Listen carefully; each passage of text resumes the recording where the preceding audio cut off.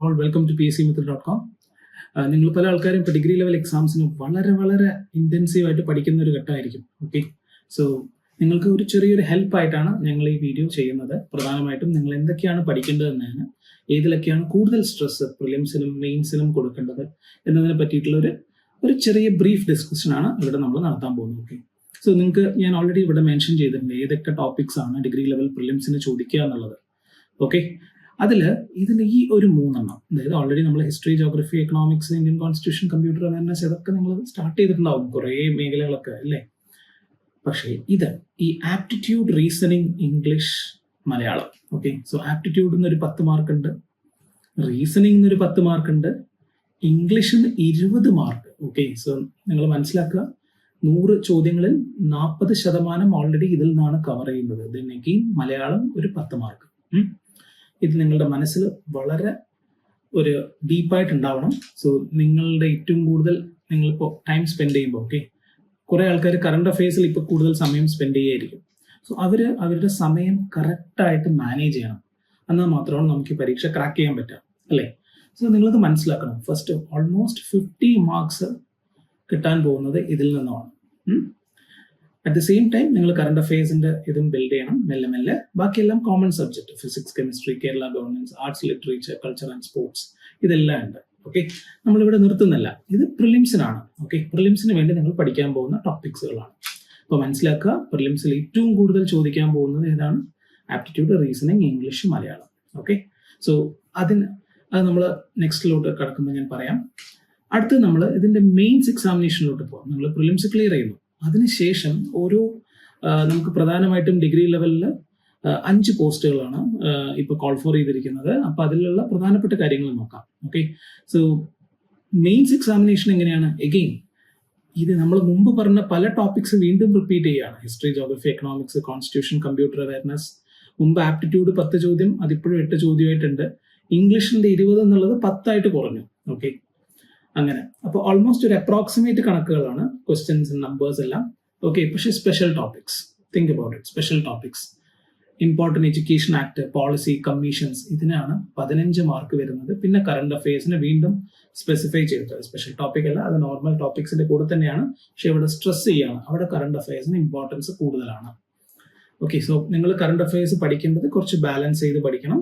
At the same time നിങ്ങളുടെ ഇപ്പോൾ കാരണം ആദ്യം പ്രിലിംസ് ക്ലിയർ ചെയ്യുക എന്നുള്ളൊരു ഒബ്ജക്റ്റീവാണ് നമുക്കുള്ളത്, അല്ലേ. അപ്പൊ അതിനായിട്ട് നല്ല രീതിയിൽ നിങ്ങൾ പ്രിപ്പയർ ചെയ്യണം. ഓക്കെ, സോ അത് ഞാൻ പറഞ്ഞു ഏതൊക്കെ ടോപ്പിക്സ് ആണെന്നുള്ളത്. യൂണിവേഴ്സിറ്റി അസിസ്റ്റന്റ് നമുക്കൊരു ഐഡിയ കിട്ടി. ഇത് നിങ്ങളുടെ ഒരു സേവ് ചെയ്ത് വെക്കണം നിങ്ങൾ ഈ വീഡിയോ കാണുമ്പോൾ. മാത്രമല്ല ഇത് വളരെ ഇമ്പോർട്ടൻ്റ് ആണ്, കാരണം ഇത് ഓരോന്നിനെ പറ്റി നിങ്ങൾക്ക് വ്യക്തമായിട്ടുള്ള ഒരു ഐഡിയ ഉണ്ടാവണം, എങ്ങനെ നിങ്ങൾ മാനേജ് ചെയ്തത് പഠിക്കാം എന്നുള്ളതിനെ പറ്റിയിട്ട്. Okay, then jailer examination again ഈ സ്ഥലത്ത് അതേമാതിരി റിപ്പീറ്റ് ചെയ്യുന്നു. Okay, and it's very important. ഇത് സ്പെഷ്യൽ ടോപ്പിക്സ് 20 മാർക്ക് ഏതൊക്കെയാണ്? History of jail, various jails in Kerala, അതായത് ജയിലിന്റെ ചരിത്രം, ഏതൊക്കെ ജയിലുകളുണ്ട് കേരളത്തിൽ. ദെൻ അസിസ്റ്റന്റ് പ്രിസൺ ഓഫീസറിന്റെ ചുമതലകൾ എന്താണ്? History of jail, various jails in Kerala, അതേമാതിരി അസിസ്റ്റന്റ് പ്രിസൺ ഓഫീസേഴ്സിന്റെ ചുമതല എന്താണ്? അപ്പോയിന്റ്മെന്റ് ഓഫ് അസിസ്റ്റന്റ് സൂപ്രണ്ടന്റ് എങ്ങനെയാണ്? Young offenders, women prisoners, leave of prisoners, execution, suspension, remission and commutation. Okay, ഇങ്ങനെയുള്ള പല ടോപ്പിക്സ് ആണ് നമ്മൾ ഡീൽ ചെയ്യേണ്ടത്. അപ്പൊ അതിനെ പറ്റിയിട്ടൊക്കെ നമുക്ക് ഡീറ്റെയിൽ ആയിട്ട് പിന്നീട് നമുക്ക് നോക്കാം. പക്ഷെ നിങ്ങളത് മനസ്സിലാക്കണം. നിങ്ങൾ ഒരു പ്രിലിംസിന് പ്രിപ്പയർ ചെയ്യുമ്പോൾ തന്നെ മെയിൻസിന് ഇങ്ങനെയൊക്കെയാണ് വരാൻ പോകുന്നതെന്ന് അറിയണം, അല്ലേ. നെക്സ്റ്റ് നമുക്ക് എക്സൈസ് ഇൻസ്പെക്ടർ നോക്കാം. സെയിം, അവിടെ അങ്ങനെ തന്നെ നിലനിൽക്കുന്നു. History, geography, economics, constitution, aptitude, reasoning, English, Malayalam, physics, chemistry, Kerala government, arts, current affairs, അങ്ങനെ തന്നെ നിൽക്കുന്നു. ഓക്കെ, പിന്നെ കുറച്ച് എക്സ്ട്രാ ടോപ്പിക്സ് പഠിക്കേണ്ടതാണ് എക്സൈസ് ഓഫീസറിന്റെ. എന്തൊക്കെയാണ് നമ്മൾ പഠിക്കേണ്ടത് എന്നുള്ളത്. Okay, duties and powers of excise inspector, duties of excise inspector in charge of range officers, duties of excise inspector in charge of distillery. Okay, ഇതെല്ലാം ഓരോന്നും സ്പെഷ്യലായിട്ട് പഠിക്കണം. Anti narcotics and alcoholism and drug abuse എന്ന് പറഞ്ഞ topics ഒക്കെ നമ്മൾ കുറച്ച് in-depth ആയിട്ട് പഠിക്കണം. ഓക്കെ, സോ നിങ്ങളുടെ സമയം മാനേജ് ചെയ്യുമ്പോൾ നിങ്ങൾ ഏത് പോസ്റ്റിലോട്ടാണോ അപ്ലൈ ചെയ്യുന്നത്, ഇപ്പൊ പല ആൾക്കാർക്കും, പ്രത്യേകിച്ച് ഭൂരിഭാഗം ആൾക്കാർക്കും, കുറച്ച് ആൾക്കാർക്ക് വ്യക്തമായ ബോധം ഉണ്ടാവും ഞാൻ ഇതിന് മാത്രമാണ് ഫോക്കസ് ചെയ്യുന്നത് എന്നുള്ളത്. പക്ഷെ ഭൂരിഭാഗം വരുന്ന ആൾക്കാർക്ക് പ്രിലിംസ് കഴിഞ്ഞിട്ടായിരിക്കും അവർ ഓരോ പരീക്ഷയും ഡീൽ ചെയ്യുന്നത്, അല്ലേ?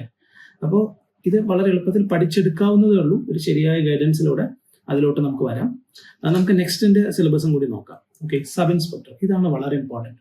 SI എക്സാമിന് പ്രിപ്പയർ ചെയ്യുന്നവർ കറക്റ്റായിട്ട് ഫോക്കസ്ഡ് ആയിരിക്കണം. കാരണം അവർക്ക് ഈ സ്പെഷ്യൽ ടോപ്പിക്സിൽ 45 മാർക്സോളം ചോദിക്കും. 40 to 45 മാർക്ക് അവരുടെ വ്യക്തമായ സിലബസ് ഉണ്ട്. BNS, ഓക്കെ, അതായത് മുമ്പ് CRPC ആയിരുന്നു. അതിന് ഭാരതീയ നാഗരിക് സുരക്ഷാ സംഹിത 2023, ഭാരതീയ ന്യായ സംഹിത 2023 IPCനെ റീപ്ലേസ് ചെയ്തതാണ്. ദെൻ ഭാരതീയ സാക്ഷ്യ അധിനിയം, അതും ഇന്ത്യൻ എവിഡൻസ് ആക്ടിനെ റീപ്ലേസ് ചെയ്തതാണ്. Then right to information act കുറച്ചും കൂടി ഡീറ്റെയിൽ ആയിട്ട് പഠിക്കണം. കോൺസ്റ്റിറ്റ്യൂഷൻ കുറച്ചും കൂടി വളരെ ഇൻഡെപ്ത് ആയിട്ട്, സ്റ്റേറ്റ്മെന്റ് ഓറിയന്റഡ് ക്വസ്റ്റ്യൻസ് ഒക്കെ കുറച്ചും കൂടി ഡെപ്ത് ആയിട്ട് പഠിക്കണം. കാരണം അതിന് കാരണങ്ങളുണ്ട്. ഇപ്പോൾ ജയിലറായിട്ട് പോകുന്ന ഒരാൾക്ക് അതിന്റെ മേഖലയെ പറ്റി കുറച്ച് അറിഞ്ഞിരിക്കണം. അതേമാതിരി സബ് ഇൻസ്പെക്ടറായി പോകുന്ന ഒരാൾക്ക് തീർച്ചയായിട്ടും ഇതിനെ പറ്റിയിട്ടെല്ലാം കുറച്ച് ഡീറ്റെയിൽ ആയിട്ടുള്ള ഒരു അറിവ് ഉണ്ടാവണം എന്നുള്ളതുകൊണ്ടാണ്. Okay, so IT act, cyber crimes, human psychology, so ഇതെല്ലാം വരുന്നതാണ് സബ് ഇൻസ്പെക്ടർ എക്സാം.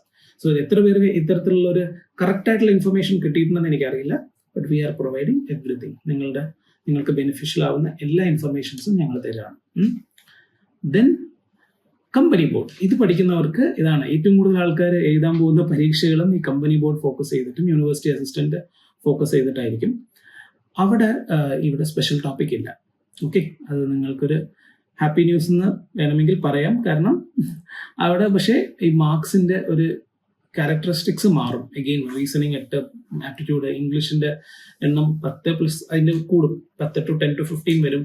കറണ്ട് അഫയേഴ്സിന്റെ എണ്ണം കൂടും. ഇതിന്റെ എല്ലാത്തിന്റെയും ഒരു അപ്രോക്സിമേറ്റ് വാല്യൂ ആണ് തന്നിരിക്കുന്നത്. ഓക്കെ, സോ ആ ഒരു രീതിയിലായിരിക്കും വരിക. കമ്പനി ബോർഡ് എന്ന് പറയുമ്പോൾ നിങ്ങൾ എന്താണോ പ്രിലിംസിന് പഠിക്കുന്നത് അതിന്റെ ഓട്ടോമാറ്റിക്കലി കുറച്ച് എക്സ്ട്രാ ഈ consumer acts, company related things എന്നല്ലാണ്ട് വലുതായിട്ടൊരു മാറ്റം വരുന്നില്ല, ഡ്രാസ്റ്റിക് ചേഞ്ച് വരുന്നില്ല അതിൽ.